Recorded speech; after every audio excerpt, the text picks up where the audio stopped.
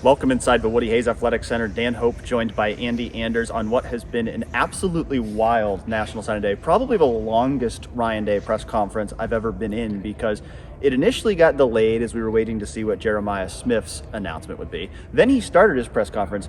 Then he gets interrupted in the middle of a press conference, was on the phone for about 10 minutes, comes in with a huge grin on his face, and we soon learned that the reason why he was so happy is because Eddrick Houston was going to sign with Ohio State. And so a crazy hour plus inside the team meeting room here at Ohio State, as when that press conference started, it felt like Jeremiah Smith and Eddrick Houston were not going to be Buckeyes, but by the end of a press conference, we knew that they both would be. Well, yeah, particularly Eddrick Houston, but it's like so much happened. If it was, like Day said, it was almost a sample of the chaos of what it's like to be coaching and recruiting on a signing day, you know? And afterwards, Dan and I both looked at each other and we had to take a deep breath and like just process everything that had happened, because this was such a chaotic presser, chaotic day really, but getting the news during both of Jeremiah Smith and Eddrick Houston's furthered commitment to Ohio State, I guess you could say, re-upping their commitment, ultimately signing with the Buckeyes. And it really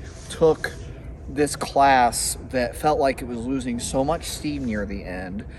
Even if you had kept Jeremiah Smith and lost Eddrick Houston, as the earlier reports from Steve Wiltfong had indicated, it took what felt like a class that was going to finish off losing some steam, falling a little bit in the team rankings, just losing that momentum, and now you kept it, you know, and it's a much better feeling of on signing day than obviously if either of those guys had flipped. And perception is a funny thing in recruiting, isn't it? Because perception's always kind of shaped by what's happened last. And I think, honestly, if Jeremiah and Eddrick had quietly signed this morning, it would actually be a different feel than it is right now, because of the fact that the focus would still be on, well, they didn't win any battles on signing day. Now it feels like they did win 2 battles on signing day. Even though it was guys that had already been committed to Ohio State for some time, Ohio State was able to fend off those late pushes from Miami and Florida State in Jeremiah Smith's case, and Eddrick Houston or Alabama and Clemson in Eddrick Houston's case. And I mean, you look at this class as a whole, Ohio State signed 5 5-star recruits.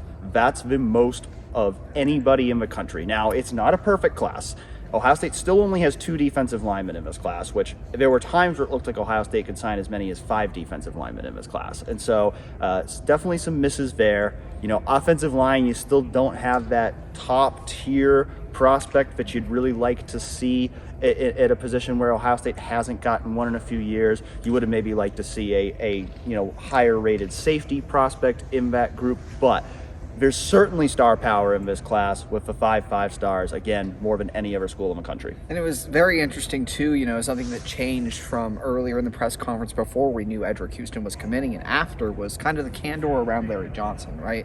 So the fact, because when all of us thought that Eddrick Houston was going to flip to Alabama, all of a sudden, Eric Mensah, 3-star defensive tackle, was the only commit they had at all in the defensive line in class. And so a lot of questions were coming up about, did they cast a wide enough net on the defensive line trail? Has Larry maybe lost his step?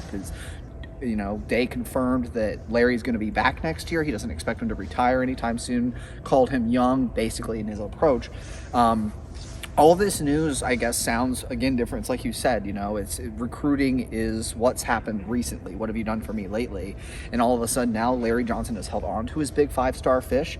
Even if he lost one earlier in Justin Scott, it looks a lot better, shines a lot better light on him going forward, at least from a fan perspective. And those two things are not a coincidence, because the rumor was that the reason why Eddrick Houston was looking at other options is because he was worried that Larry Johnson was going to retire. So the fact that Ryan Day came out and backed Larry Johnson and said, we expect him to be back, if he doesn't do that, maybe Eddrick Houston isn't a Buckeye right now. And so it just, the twists and turns, like you said, very much a microcosm of what recruiting is like in 2023 with NIL and Ohio State. And we could spend a lot more time talking about this. We are going to talk more about it on Real Pod Wednesday, so be sure to check that out later tonight. And all kinds of coverage. We have pieces on all, is it 20, I think was the final number of signees? It's been hard to keep up. 20 signees. We have articles on all of them up on 11warriors.com. Lots more National Signing Day coverage to come, so